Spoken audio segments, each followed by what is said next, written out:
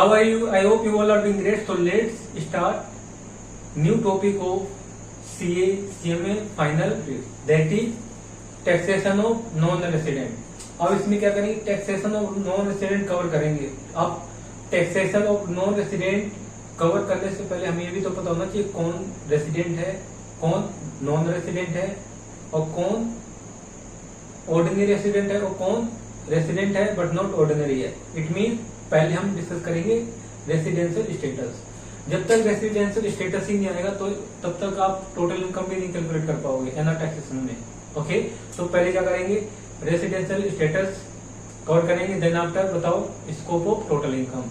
Then after scope of total income के बाद क्या करेंगे, टोटल इनकम की स्कोप ऑफ टोटल इनकम के बाद हम कवर करेंगे NR taxation. NR taxation cover करेंगे. ओके, तो पहले क्या करेंगे, रेसिडेंशियल स्टेटस, रेसिडेंशियल स्टेटस. तो रेसिडेंशियल स्टेटस आना चाहिए एनआर टैक्सेशन को कवर करने के लिए. ओके, सो इसे हम डीपली डिस्कस करेंगे. अब देखो इसमें क्या क्या कवर करेंगे बताओ. पहले इसमें हम देखेंगे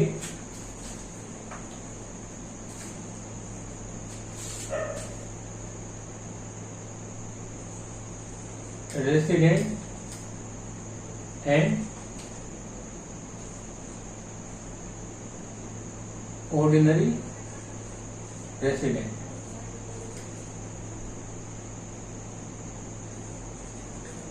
और क्या है, resident but not ordinary,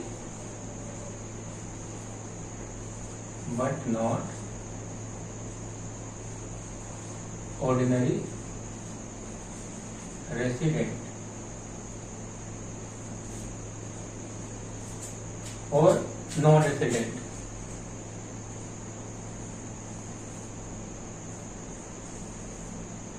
non resident. तो अब देखो इसमें हम क्या पता लगेंगे, पहले हमें पता करना है रेसिडेंट और ऑर्डिनरी रेसिडेंट, और रेसिडेंट बट नॉट ऑर्डिनरी, और क्या है नॉन रेसिडेंट. जब हमें ये पता लग जाएगा फिर उसके बाद क्या, स्कोप ऑफ टोटल इनकम. कैसे कैलकुलेट करते हैं total income, scope of total income. ये 10 to 12 मार्क्स कवर करता है ये टॉपिक. 10 to 12 marks. ओके, ये ध्यान रखना है, 10 to 12 मार्क्स सिर्फ यही कवर करता है टॉपिक. सो अच्छे से करना है इसे. जैसे अभी मैंने क्या कवर कराया था, ट्रांसफर प्राइसिंग, वो अराउंड 20 मार्क्स के ऊपर क्या करता है, कवर करता है 20 मार्क्स के अराउंड. सो अच्छे से करना है. ओके, सो अब देखो रेसिडेंट स्टेटस में पहले देखेंगे इंडिविजुअल का रेसिडेंट, रेसिडेंट ऑफ इंडिविजुअल. तो पहला पॉइंट क्या है, रेसिडेंट ऑफ इंडिविजुअल. एक इंडिविजुअल कब रेसिडेंट होगा. ओके, ये आपने देखो इंटर में भी पढ़ा होगा, अगर ग्रेजुएशन आपने कर रखी है तो ग्रेजुएशन में भी आपने पढ़ा होगा रेसिडेंशियल स्टेटस. ओके, ग्रेजुएशन में जब बीकॉम की होगी. तो देखते हैं इसमें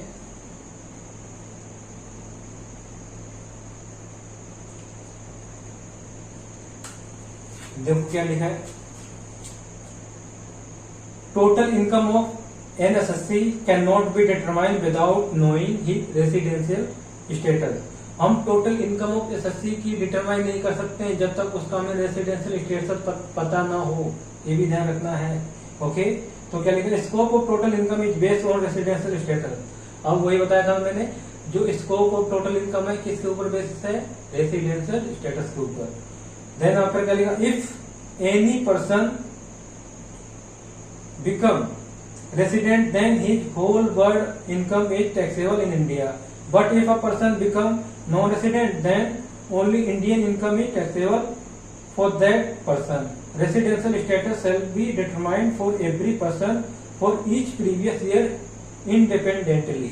अब इसमें क्या है, अगर कोई रेसिडेंट पर्सन है तो उसकी कहीं पर भी इनकम हुई हो किसी भी देश में, उसे इंडिया में भी उस पर टैक्स देना पड़ेगा. बट एक एनआरआई जो नॉन रेसिडेंट है तो उसे सिर्फ उसी इनकम पे टैक्स देना जो इनकम उसने कहाँ पे अक्रू और अराइज की है, इंडिया में. जिसमें जो इनकम उसने अर्न कहाँ की, इंडिया में, सिर्फ उसी पर. ओके, सो इसीलिए क्या है, ईच ईयर हमें उनका क्या देखना पड़ता है, रेसिडेंशियल स्टेटस इंडिपेंडेंटली क्या करना पड़ता है, देखना पड़ता है, चेक करना पड़ता है। ओके, तो हम पता चल गया ना क्यों हम रेसिडेंशियल स्टेटस चेक करते हैं, क्योंकि हम टोटल इनकम रेसिडेंशियल स्टेटस के बेस पर ही कैलकुलेट कर पाएंगे, और स्कोप ऑफ टोटल इनकम है वो रेसिडेंशियल स्टेटस के बेस पर ही कैलकुलेट की जाती है। ओके, और क्या था, और इसमें एक जो रेसिडेंट है इंडिया का, उसकी होल वर्ल्ड की जितनी भी इनकम है सब इंडिया में टैक्सेबल होगी, और कोई एनआरआई सिर्फ उसकी वही इनकम टैक्सेबल होगी जो इंडिया में ही अर्न की है उसने। ओके, तो इसमें देखो पहले क्या है कंडीशन, देखो क्या लिखा, residential status of individual. Basic condition किसमें, बेसिक कंडीशन है सेक्शन 6 सबसेक्शन 1 में। बेसिक कंडीशन किसमें, सेक्शन 6 सबसेक्शन 1 में। अब इसमें देखो क्या लिखा है बेसिक कंडीशन में, बेसिक कंडीशन की अगर एक भी कंडीशन सेटिस्फाई हो जाती है तो वो क्या माना जाएगा, रेसिडेंट माना जाएगा इंडिया का। ओके, तो इसमें देखो क्या लिखा है, नंबर 1 क्या है, staying in India for 182 days और more in previous year current previous year. It means देखो इसमें है जो स्टे इन इंडिया है वो 182 डेज और मोर है प्रीवियस ईयर, और ये जो क्लास है ये क्लास दोनों के लिए अप्लीकेबल है, किस पर, 22-23, मतलब ये देखो नवंबर जो आने वाला नवंबर और कब, दिसंबर बोले तो ये सीए और ये सीएमए का। ओके, इस पे भी एप्लीकेबल है, फिर उसका, और इसके बाद किस पर, जून और दिसंबर, नवंबर कौन है,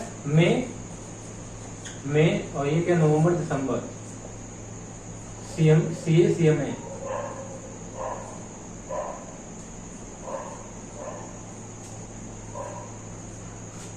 अब इसका मतलब कि इसका असेसमेंट ईयर कौन सा है, 22-23 है ना, असेसमेंट ईयर 22-23 है ना, तो इसका कौन सा 22-24। ये 22-23 और 22-24 दोनों पे एप्लीकेबल है ये वाली क्लास। इसमें अमेंडमेंट भी डिस्कस करूंगा। ओके, सो अमेंडमेंट भी साथ में डिस्कस करेंगे सारी यहाँ से। तो यहाँ पर देखो क्या था, पहला क्या है, stay in India for 182 days और more in previous year. Previous year कौन सा, करंट प्रीवियस ईयर। अब प्रीवियस ईयर कौन सा लेंगे बताओ।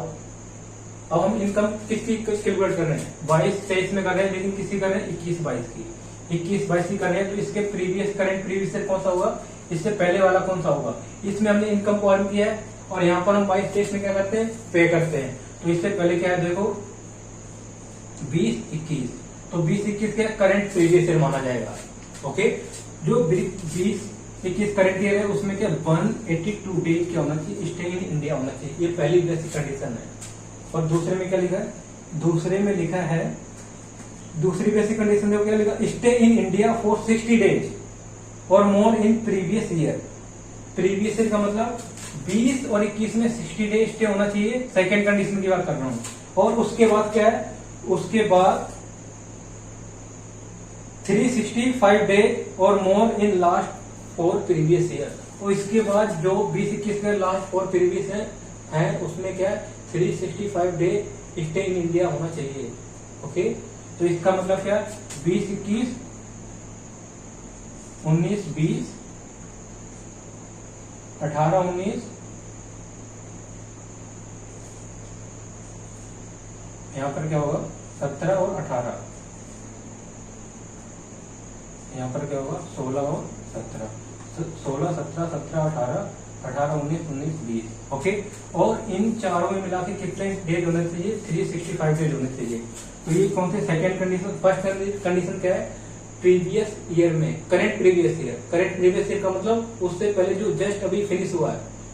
ओके, मतलब 21-22 से पहले वाला। 21-22 में तो हमने इनकम को अर्न किया है, हम पे करते हैं असेसमेंट ईयर में। ओके, असेसमेंट ईयर में तो इससे पहले वाला कौन सा, इससे जो पहले वाला ईयर है वो कौन सा, करंट प्रीवियस ईयर है।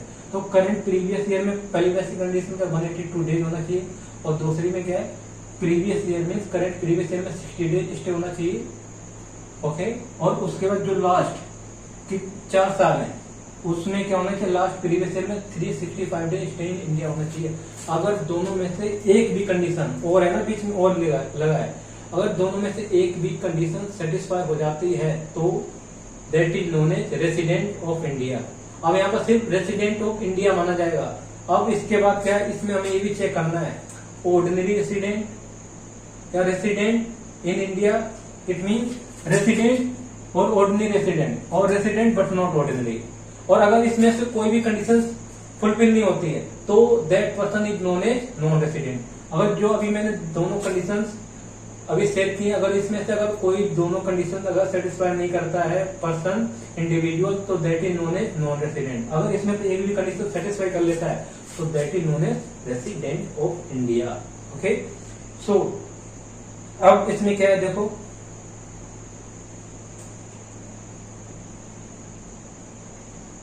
इसमें नीचे क्या लिखा है, देखो, if any individual satisfy any one basic condition, at least one condition क्या होनी चाहिए, सेटिस्फाइड होनी चाहिए, then he is treated as resident in India.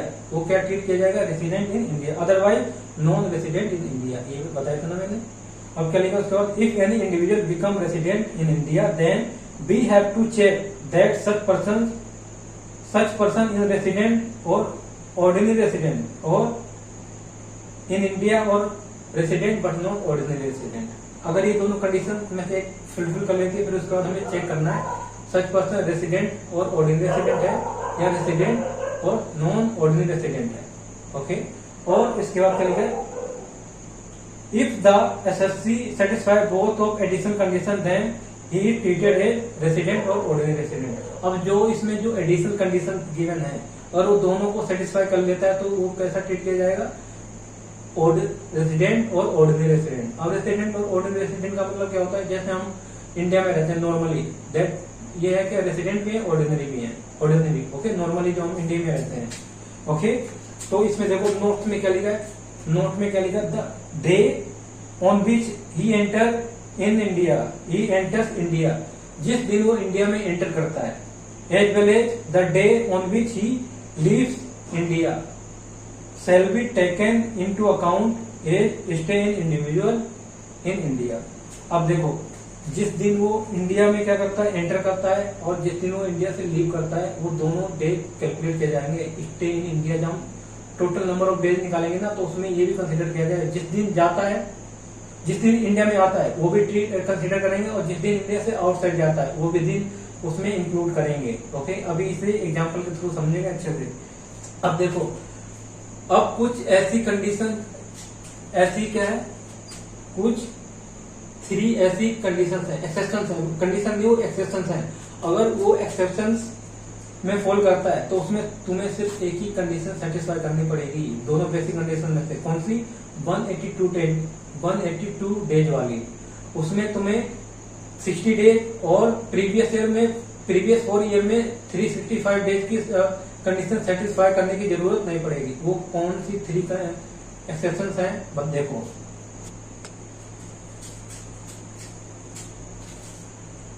देखो पहले क्या है, 182 डेज वाली है, 182 days in previous year. Previous year का मतलब करेंट प्रीवियस ईयर, शॉर्ट में लिख रहा हूं ना, ठीक है, समझाने के लिए। और दूसरी कंडीशन क्या है, दूसरी कंडीशन है इसकी 60 डेज इन प्रीवियस ईयर और 4 प्रीवियस ईयर्स में कितने डेज, 365 डेज। अगर ये सेटिस्फाई कर लेते हैं, इसमें से दोनों में से अगर एक भी कंडीशन सेटिस्फाई हो जाती है तो वो क्या माना जाएगा, that is known as resident in India. अगर इनमें से एक भी कंडीशन सेटिस्फाई नहीं होती तो क्या माना जाएगा, नॉन रेसिडेंट। ओके, तो अब देखो, अब इसमें क्या बोला है, 3 एक्सेप्शंस है। उस केस में क्या है, ये वाली कंडीशन एप्लीकेबल नहीं होगी। उसमें अगर सिर्फ ये वाली कंडीशन सेटिस्फाई करने की जरूरत है तुम्हें, ये 60 डेज और 365 डेज फॉर प्रीवियस ईयर, ये एप्लीकेबल नहीं होगी, ये कंडीशन उस पर एप्लीकेबल नहीं होगी। कब एप्लीकेबल नहीं होगी, देखो, जब एक पर्सन, एक इंडियन इंडिविजुअल क्या जाता है, आउटसाइड इन इंडिया जाता है, किस लिए, एम्प्लॉयमेंट के लिए। अगर इंडियन पर्सन एम्प्लॉयमेंट के लिए जाता है आउटसाइड इंडिया, देन उसे ये वाली कंडीशन फुलफिल करने की जरूरत नहीं है, सिर्फ उसे उसके लिए ये वाली कंडीशन अगर फुलफिल होगी तो रेसिडेंट इन इंडिया माना जाएगा। देखो क्या लिखा है इसमें, देखो पहले एक्सेप्शन देखो क्या लिखा, एक्सेप्शन में देखो, एक्सेप्शन में लिखा था following category of individuals will be treated as resident only if the period of their stay during the relevant previous year to 182 days और मोर।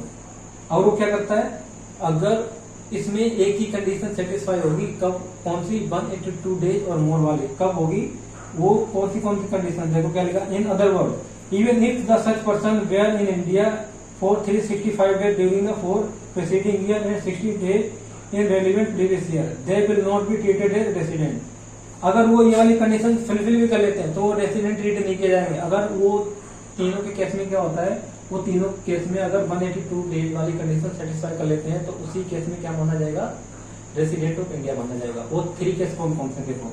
Number 1, Indian citizen who lives in India as a member of crew of Indian ship. अगर क्या है, कोई member of Indian ship का कोई crew member है, वो India को लीव करता है, ठीक है, क्रू मेंबर किसका, इंडियन शिप का है, वो जब शिप आउटसाइड जाएगी तो उसे भी साथ जाना पड़ेगा, तो उसके केस में क्या होगा, उसे सिर्फ 182 डेज वाली कंडीशन ही सेटिस्फाई करनी पड़ेगी।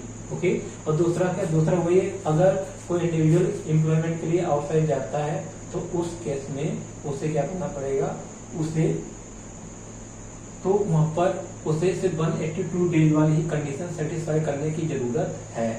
ओके, अब थर्ड केस में देखो क्या लिखा, थर्ड में देखो, दैट इज वेरी इंपॉर्टेंट। इसमें क्या लिखा, इंडियन सिटीजन और person of Indian origin engage outside India coming to visit India. अगर कोई इंडियन सिटीजन है और क्या है, पर्सन ऑफ इंडियन ओरिजिन है। अब पर्सन ऑफ इंडियन ओरिजिन का मतलब क्या है, जब भारत, मतलब जब इंडिया अनडिवाइडेड था, मतलब जब डिवाइडेड नहीं था, उसके परदादा जो भी थे वो इंडिया में थे, ठीक है, तो अगर वो भी इन इंडिया आता है तो वो क्या, जब अगर उसके दादा परदादा इंडिया में थे जब अनडिवाइड हुआ था, जब इंडिया डिवाइड नहीं होता, इट मीन्स ये बात कर रहा है 1946 के पहले की बात कर रहा है, तो वो इंडियन ओरिजिन का मतलब है इंडियन ओरिजिन, तो उसे कहेंगे। अगर उसके कोई भी बच्चे हैं अभी भी हैं, ओके, तो वो क्या है, वो माने जाएंगे इंडियन ओरिजिन। ओके, तो इसमें क्या बोला है कि उनकी अगर इनकम कितनी, अप टू कितनी है, अप टू 15 लाख है, other than income from source of outside India, मतलब फॉरेन सोर्स ऑफ इंडिया। उनकी अगर इंडियन इनकम कितनी है, इंडियन इनकम कितनी, 15 लाख है, अप टू 15 लाख है, तो उन्हें ये वाली कंडीशन फुलफिल करनी पड़ेगी 182 डेज वाली। ओके, और अगर क्या है, अब इस यहीं पर अगर उसकी इनकम कितनी है, मोर देन 115 लाख है, मतलब 15 लाख है, अगर अप टू 15 लाख है तो ये सिर्फ ये वाली कंडीशन फुलफिल करने की जरूरत है। और अगर कितनी 15 लाख से ज्यादा है, अदर देन सोर्स, कौन सी, फॉरेन सोर्स ऑफ इनकम, मतलब उसमें सोर्स कौन सा, फॉरेन सोर्स की जो इनकम उसे एक्सक्लूड करने के बाद जो भी इनकम है 15 लाख से ज्यादा है, तो उस केस में क्या हो जाता है, तो उस केस में ये वाली चेंज हो जाती है। यहाँ पर क्या हो जाता है, ये 120 डेज और क्या देखेंगे, 365 डेज देखेंगे। ओके, और इसमें क्या है, और इसमें ये भी है, अगर वो 182 डेज फुलफिल करता है तो वो रेसिडेंट भी हो जाता है और ऑर्डिनरी रेसिडेंट भी हो सकता है। बट इसमें अमेंडमेंट क्या है, अमेंडमेंट यही है कि अगर उसने ये वाली कंडीशन फुलफिल की है, ये वाली मतलब अगर उसकी 15 लाख से इनकम ज्यादा है, और उसकी 15 लाख से इनकम ज्यादा है तो वो इस कैटेगरी में फॉल करेगा।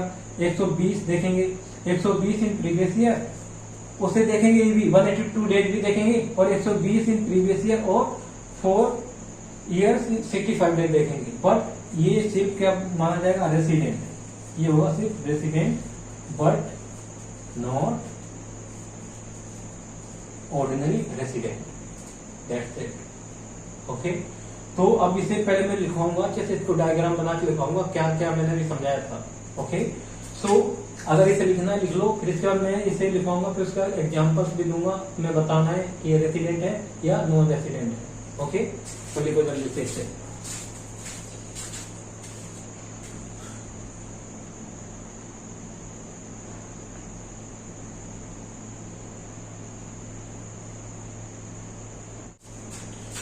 अब क्या करेंगे, इसे एक डायग्राम बना के समझा देता हूँ अच्छे से। ओके, ये वाला पॉइंट देखो क्या इसमें, पहले तो वही लिख देता हूँ क्या,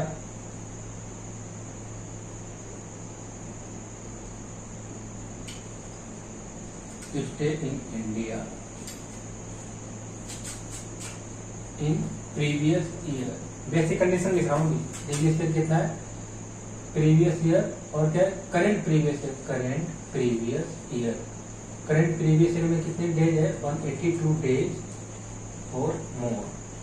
ओके, और दूसरा क्या था, और के साथ क्या दूसरी कंडीशन क्या था, वो क्या करता, 60 डेज इन previous year, current previous year, और 4 प्रीवियस ईयर में कितना हो जाता है, 365।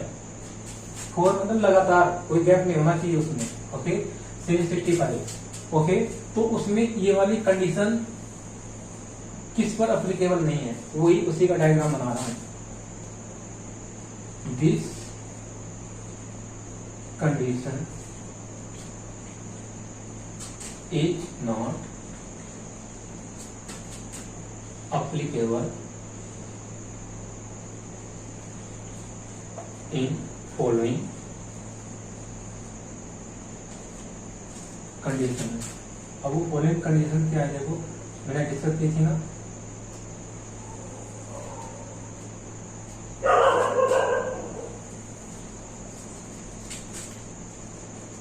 फॉलोइंग कंडीशन क्या है, देखो फॉलोइंग कंडीशन है, पहले क्या है,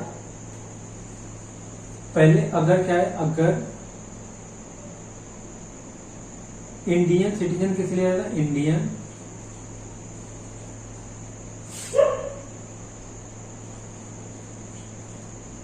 गोइंग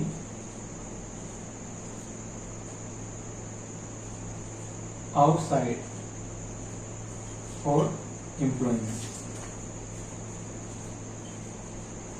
अगर एम्प्लॉयमेंट के लिए आउटसाइड जाता है तो उसपे सिर्फ ये वाली कंडीशन सेटिस्फाई करनी है। कौन सी कंडीशन सेटिस्फाई करनी है, ये वाली 182 डेज वाली। अगर ये कंडीशन सेटिस्फाई करता है तो ये क्या है, ये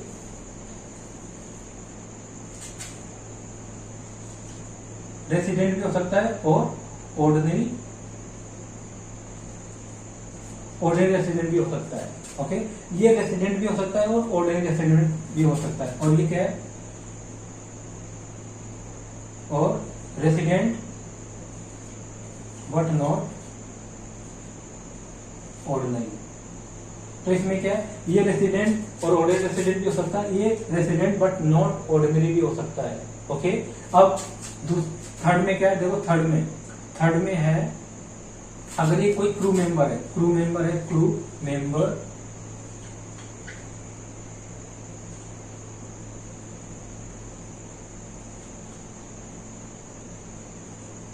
ऑफ इंडियन शिप और ये आउटसाइड जाता है, तो इजीली क्या हो सकता है, ये रेसिडेंट और ऑर्डिनरी रेसिडेंट हो सकता है। इट मीन ये रेसिडेंट भी हो सकता है, ऑर्डिनरी रेसिडेंट भी हो सकता है, और ये resident but not ordinary resident, ये दोनों बन सकता है, ये रेसिडेंट बन सकता है और ऑर्डिनरी रेसिडेंट भी बन सकता है। अब बात करते हैं किसकी, इंडियन सिटीजन, और क्या लिखा है इसमें थर्ड में क्या है, इंडियन सिटीजन और पर्सन ऑफ इंडियन ओरिजिन, ये इंपॉर्टेंट है। इंडियन सिटीजन और पर्सन ऑफ इंडियन ओरिजिन, ये क्या करता है, कम्स और विजिट इन इंडिया, कम और विजिट इन इंडिया। तो इसमें क्या कंडीशन है, देखो इसमें कंडीशन क्या है, एक तो कंडीशन है, देखो अगर उसकी इनकम कितनी है, total income up to 15 lakh up to है, मतलब इससे कम होनी चाहिए, 50 लाख है उससे कम होनी चाहिए।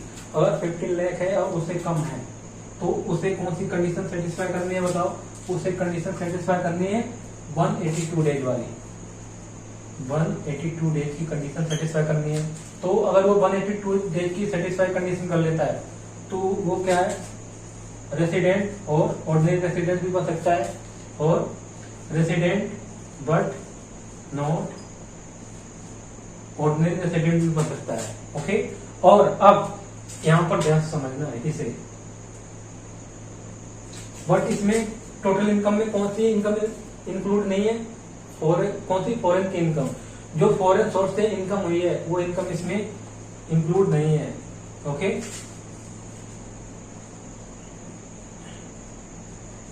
Total income does not include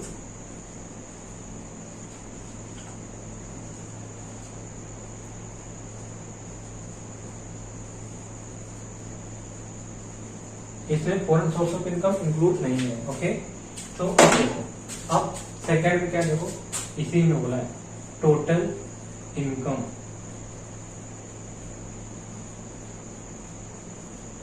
more than कितनी है, 15 लाख, 15 लाख है, 15 लाख। अगर टोटल इनकम कितनी है, 15 लाख और उससे ज्यादा है,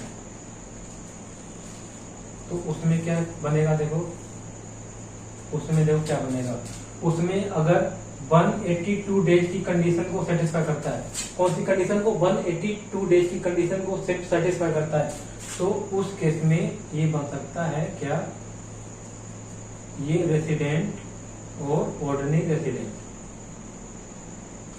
और resident but not ordinary resident. Okay, कब, अगर उसकी इनकम टोटल 15 लाख से ज्यादा है और वो कौन सी कंडीशन सेटिस्फाई करता है, 182 डेज वाली।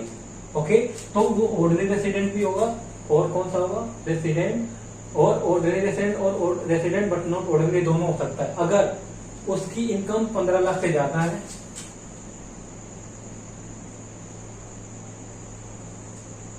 मोर देन 15 लाख, और वो उसमें, अब इसमें क्या, अगर 15 लाख से ज्यादा है तो उस, और कौन, फिर उसकी अगर सेकेंड कंडीशन सेटिस्फाई करता है, वो 182 डेज वाली कंडीशन सेटिस्फाई नहीं करता, कौन सी कंडीशन करता है, सेकेंड वाली। अब सेकेंड में इसमें कौन सी कंडीशन, अगर उसकी 15 लाख से ज्यादा है, इंडियन सिटीजन और इंडियन ओरिजिन, तो उसके लिए 1 रिप्लेस कर देंगे, 60 डेज की जगह क्या कर देंगे, 120 डेज कर देंगे, क्या कर देंगे, 120 डेज।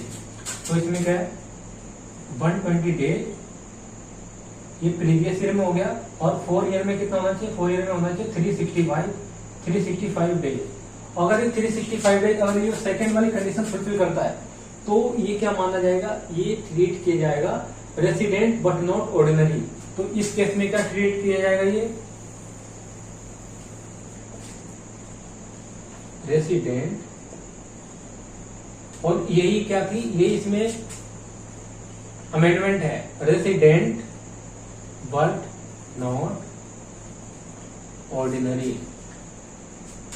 ये नवंबर दिसंबर के एग्जाम में भी एप्लीकेबल है, और बाकी के आने वाले एग्जाम जो मई 23 के एग्जाम है उसमें भी एप्लीकेबल है। ठीक है, उसमें यही है, मेंशन है, क्या अमेंडमेंट है कि अगर एक इंडियन सिटीजन और इंडियन ओरिजिन है, वो क्या है, उसकी इनकम टोटल कितनी है, 15 लाख से ज्यादा है, तो और वो कौन सी कंडीशन सेटिस्फाई करता है, 120 days in current previous year और 365 डेज इन लास्ट 4 ईयर, तो उसे ट्रीट करेंगे क्या, रेसिडेंट बट नॉट ऑर्डिनरी मानेंगे, सिर्फ उसे रेसिडेंट और ऑर्डिनरी मानेंगे। ओके, अगर वो 182 डेज वाली कंडीशन सेटिस्फाई करता तो वो रेसिडेंट और ऑर्डिनरी भी हो सकता है, रेसिडेंट बट नॉट ऑर्डिनरी भी हो सकता है, पर इस केस में क्या है, इस केस में सिर्फ वो क्या मानेंगे, उसे resident but not ordinary.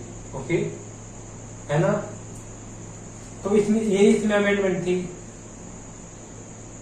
Income from foreign source mean, अब फॉरेन सोर्स ऑफ इनकम का मतलब क्या है, which income accrue arise outside India, that is known as foreign source of income. तो क्या लिखा, income which is accrue or arise outside India except income derived from the business control in or a professional setup in India and which is not deemed to accrue arise in India. Okay, इसमें सिर्फ कौन सी, जो अगर कोई control और business India में किया जाता है और उसका सेटअप इंडिया में है, तो वो इनकम को छोड़ते हैं जो भी अक्रू हो रहा है कहाँ पर हुई है, आउटसाइड इंडिया में हुई है, that is known a foreign source of income, foreign source of India, outside India मानेंगे उसे। ओके, तो वही मैंने ये भी बताया था, क्या देखो, पर्सन ऑफ इंडियन ओरिजिन का मतलब क्या, a person is said to be Indian origin if he or either of his parents, अगर वह और उसके कोई पेरेंट्स और आइदर हिज ग्रैंड पेरेंट्स क्या करते हैं, were born in undivided India. Undivided India का मतलब जब इंडिया डिवाइड नहीं हुआ था 1947 से पहले, और उसके कोई पेरेंट्स या खुद बोर्न होता है कहां पर, इन इंडिया में बोर्न हुआ है, तो that is known as Indian origin. Indian origin मानने को पर्सन ऑफ इंडियन ओरिजिन कहेंगे। ओके, सो पहले क्या करो, पहले इसे वीडियो पोस्ट करके लिख लो, फिर इसके बाद हम क्या करेंगे, इसके एग्जाम्पल्स देखेंगे, एग्जाम्पल से देखेंगे, कंसेप्ट क्लियर हो जाएगा एग्जाम्पल्स के साथ। ओके, तो पहले वीडियो पोस्ट करो और इसे लिख लो, जल्दी से करो।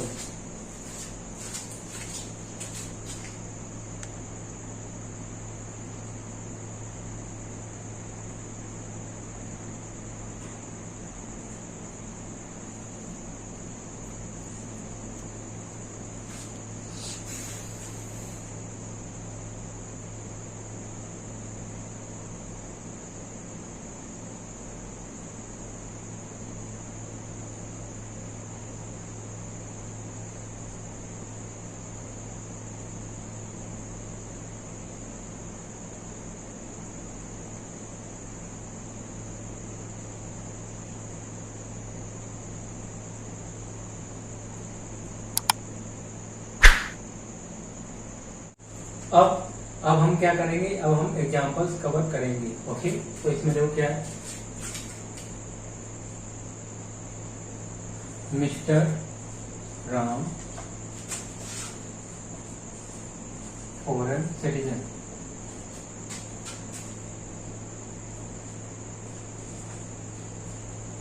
Stay in India. राम है वो फॉरेन सिटीजन है, वो स्टे इन इंडिया में है। ओके, अब इसमें जो क्या है, अब डिटरमाइन करना है, डिटरमाइन क्या करना है, रेसिडेंट स्टेटस।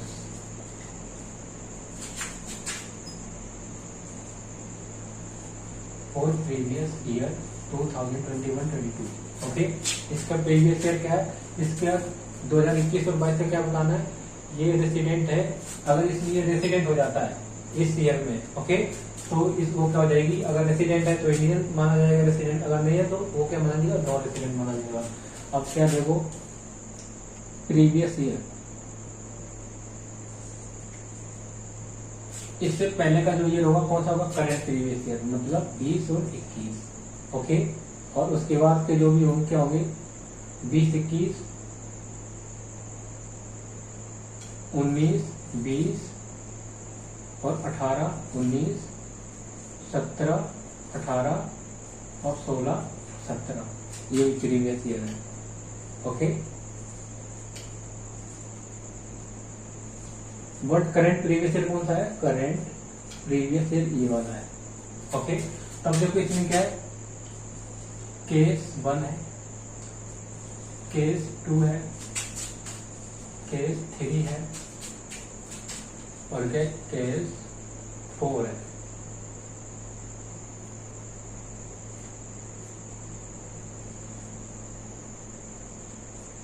केस 4 और केस 5। ओके, अब इसमें क्या देखो, ये प्रीवियस ईयर में 200 डेज क्या करता है, स्टे करता है, और यहाँ पर कभी रहा ही नहीं है। और इसमें क्या है, इसमें करता है ये 50 डेज, करंट ईयर में 50 है और बाकी में 365 डेज है, 365 डेज है, 365 डेज है और कितना है, 365 डेज है। ओके, अब इसके बाद क्या आ रहा है, इसके बाद 90 डेज, यहाँ पर भी है 90 डेज, यहाँ पर भी 90 डेज, यहाँ पर भी 90 डेज, 90 डेज, ये सब डेज है, ये डेज बिफोर डेज। ओके, अब इसमें क्या है, इस केस में ये करता है 100 दिन previous year, current previous year में स्टे कर रहा है इंडिया में, और उसके बाद कर रहा है 200 दिन, और यहाँ पर कर रहा है 100 डेज, और यहाँ पर नहीं कर रहा है, यहाँ पर कर रहा है 70 डेज। ओके, अब केस 5 में क्या ये है, यहाँ पर 170 डेज स्टे कर रहा है इन इंडिया, यहाँ पर है ही नहीं, और उसके बाद यहाँ पर कहीं स्टे कर ही नहीं रहा। ओके, तो अब यहाँ पर बताना है ये रेसिडेंट है, दोनों कंडीशन चेक करनी है। कौन सी वाली, 182 डेज वाली फर्स्ट, और सेकेंड कौन सी थी, 60 डेज इन करंट प्रीवियस ईयर, और उसके बाद जो previous year last 4 previous year, और उसमें कितनी 365 डेज। ओके, सो पहले देखो फर्स्ट कंडीशन क्या है, देखो फर्स्ट करंट प्रीवियस ईयर में कितने दिन है, कितने दिन स्टे कर रहा है इंडिया में, 200 दिन। 200 दिन मतलब 200 दिन में 200 डेज करंट प्रीवियस ईयर में स्टे कर रहा है। तो कौन सी कंडीशन, बेसिक कंडीशन कौन सी फुलफिल कर रहा है, फर्स्ट वाली। तो ये कौन क्या माना जाएगा, रेसिडेंट। ये क्या है, आंसर क्या होगा इसका, आंसर होगा रेसिडेंट। ओके, अब सेकेंड में देखो, सेकेंड में पहले करंट प्रीवियस ईयर में देखो, करंट प्रीवियस ईयर में वो कितने दिन है, 182 डेज स्टे कर रहा है, 182 डेज नहीं कर रहा है। अब सेकेंड में क्या है, 60 डेज करंट प्रीवियस ईयर, और उसके प्रीवियस 4 ईयर में कितने, 365 डेज। तो देखो सेकंड कंडीशन में क्या है, करंट प्रीवियस ईयर में कितना 60 डेज होना चाहिए, लेकिन यहाँ 50 डेज ही है ना। जब 50 डेज ही है तो नीचे कितने भी 365 हो या कितने भी डेज दिए हो, जब पहली कंडीशन उसकी फर्स्ट वाली 60 डेज ही फुलफिल नहीं कर रहा तो 365 देखना क्या है, इररिलेवेंट है। ओके, तो ये क्या माना जाएगा, एनआर। एनआर बोले तो नॉन रेसिडेंट। ओके, अब इसके बाद देखो केस 3 में, केस 3 में क्या है, केस 3 में ये क्या है, देखो 90 डेज है फर्स्ट मतलब करंट प्रीवियस में कितने 90 डेज स्टे कर रहा है। तो यहाँ पर देखो 182 डेज वाली फर्स्ट बेसिक कंडीशन तो सेटिस्फाई हो ही नहीं रही है। तो सेकंड कंडीशन में देखो 60 डेज, उसमें सेकंड में क्या बेसिक कंडीशन 60 डेज होना चाहिए इंडिया में, और 4 प्रीवियस ईयर में कितने 365 डेज। तो पहले क्या 60 डेज तो हो रहा है। ओके, 360 हो रहा है, लेकिन लास्ट 4 साल में कितना होना चाहिए, 365 दिन होने चाहिए। तो यहाँ पर कितने में हो रहे हैं, देखो 9 बन जा 9, 9 2 जा 18, 9 3 जा 27, 9 4 जा 36। तो यहाँ पर 360 ही बनेंगे। इन दोनों को मिला के कितने बनेंगे, 360। जब 360 बन रहे हैं यहाँ कर कितने होने चाहिए, 365 होने चाहिए थे। तो ये सेकेंड बेसिक कंडीशन भी फुलफिल नहीं कर पा रहा है, तो ये क्या माना जाएगा, एनआर। ये भी एनआर होगा। ओके, अब केस 4 देखो, ये कौन सी केस 4 में देखो क्या लिखा है, पहली बेसिक कंडीशन में क्या है, पहली बेसिक कंडीशन 182 डेज। तो पहले प्रीवियस करंट प्रीवियस 182 डेज है, फिर सेकेंड बेसिक कंडीशन क्या है उसी का, सेकेंड है 60 days in previous current year, current previous year. Okay, और उसके बाद क्या बोला है, उसके बाद बोला 365 देखने हैं लास्ट 4 साल में, प्रीवियस लास्ट 4 साल में। तो ये 60 डेज फुलफिल कर रहा है, और लास्ट 4 ईयर में कितने होने चाहिए, 365 डेज होने चाहिए। देखो कितने हैं, 200, 100, 300, 370 हो रहे हैं, मतलब ये कितने हैं, 365 से ज्यादा डेज हो रहे हैं। तो ये क्या है, रेसिडेंट है इसमें, क्योंकि सेकंड बेसिक की सेकंड कंडीशन के अगर फुलफिल हो रही है, तो इसमें कितना क्या माना जाएगा, ये रेसिडेंट। ओके, अब फिफ्थ में देखो, फिफ्थ में क्या है, फिफ्थ में है ये करंट प्रीवियस ईयर में कितने 170 डेज स्टे इन इंडिया कर रहा है। ओके, 170 डेज, बस फर्स्ट बेसिक कंडीशन में क्या है, 182 डेज होना चाहिए, बट नहीं है। और उसके लास्ट के डेज 4 प्रीवियस ईयर में क्या कहीं पर भी रेसिडेंट वो इंडिया आए ही नहीं है। ओके, तो ये क्या है, तो ये क्या माना जाएगा, ये भी माना जाएगा एनआर। एनआर माना जाएगा इस केस में भी। ओके, तो ये क्या था, ऐसे हमें रेसिडेंशियल स्टेटस चेक करना, पहले हमें डेज पता करना है कि पहले बेसिक कंडीशन क्या अगर फुलफिल होती है। अगर बेसिक कंडीशन का कोई एक 182 डेज वाला या 60 डेज और कौन सा 365 डेज इन प्रीवियस ईयर में। ओके, प्रीवियस 4 ईयर में 365 डेज, अगर दोनों में से एक भी कंडीशन फुलफिल होती है तो उस केस में वो रेसिडेंट माना जाएगा।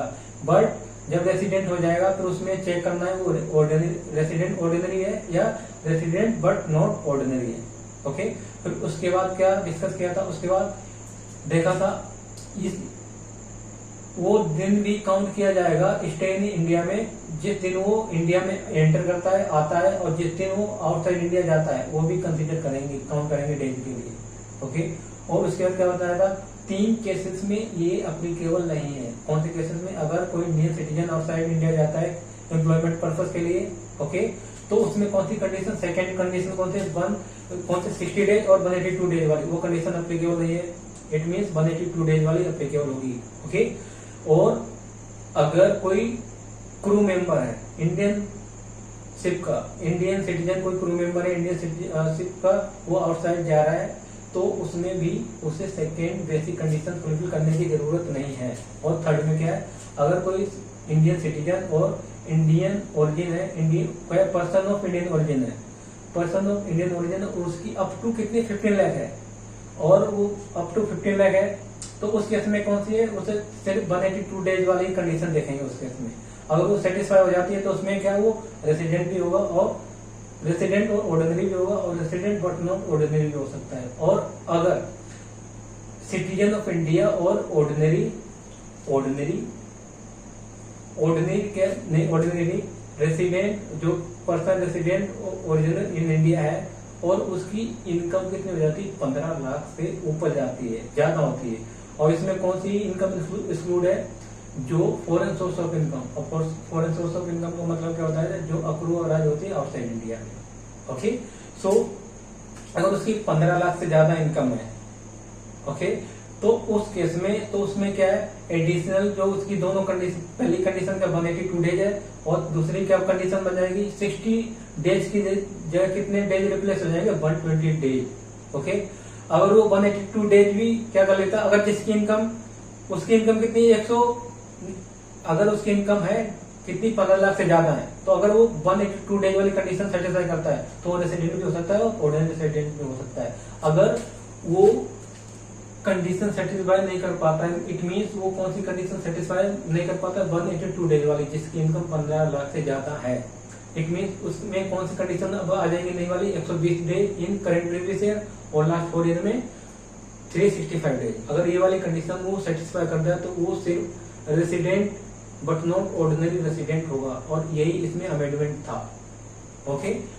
तो ये था आज के लिए सिर्फ इतना ही। अब नेक्स्ट क्लास में क्या करेंगे? हम कंटिन्यू करेंगे रेसिडेंट स्टेटस, क्योंकि resident status is very important from the point of view calculating of total income, scope of total income. अगर उसकी टोटल इनकम भी पता करनी है और स्कोप ऑफ टोटल इनकम पता करनी है, तो इसके लिए रेसिडेंट स्टेटस जानना जरूरी है। और एनआर टैक्सेशन, तभी आप टैक्सेशन उसमें कर पाओगे। एनआर टैक्सेशन जब समझ में आएगा, जब आपको ये पता होगा रेसिडेंट स्टेटस, ओके। तो अभी इंडिविजुअल को ही कल भी कंटिन्यू करेंगे, अभी तो स्टार्टिंग है इंडिविजुअल का। इसमें अभी बहुत सारे एग्जांपल्स करेंगे, क्योंकि हमें अच्छे से समझना है इसे। अभी तो एक ही एग्जांपल हुआ है, okay. So I think it is enough for today. In next class we will continue residential status. So if you like this video, do like, share and subscribe. Till then, bye bye and take care.